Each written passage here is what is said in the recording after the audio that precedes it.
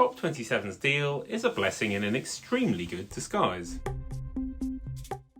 The world's top forum for combating climate change ended in Egypt's Sharm El-Sheikh with a highly underwhelming agreement to reduce global greenhouse gas emissions. One key factor stops COP27 from being a total flop. At Glasgow's COP26 a year ago, the world's nations promised to update their decarbonisation plans this year. But amid a war and an energy security crisis, progress has been slow. Worried delegates therefore tried to get this year's COP27 agreement to mandate a peaking of global emissions by 2025, tighter restrictions on coal, and a glide path to phase out oil and gas. None of that made the final text. The conference thus made minimal progress on its main job, to nearly halve emissions by 2030, so global warming might remain a manageable 1.5 degrees Celsius above pre-industrial levels. Yet one thing in the final agreement constitutes a win.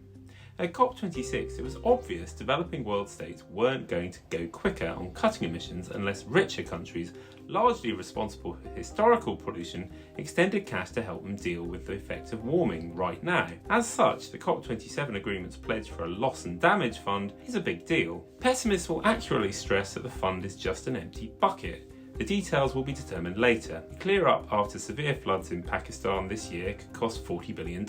Some studies reckon loss and damage will cost developing countries $580 billion in 2030. Still, the main growth in emissions over the next 2 decades is in regions other than Europe, the US and China. Even a moderate show of goodwill from richer countries may incentivise poorer counterparts to set themselves tougher targets. If so, COP27 may one day look less like the Sharmageddon it does right now.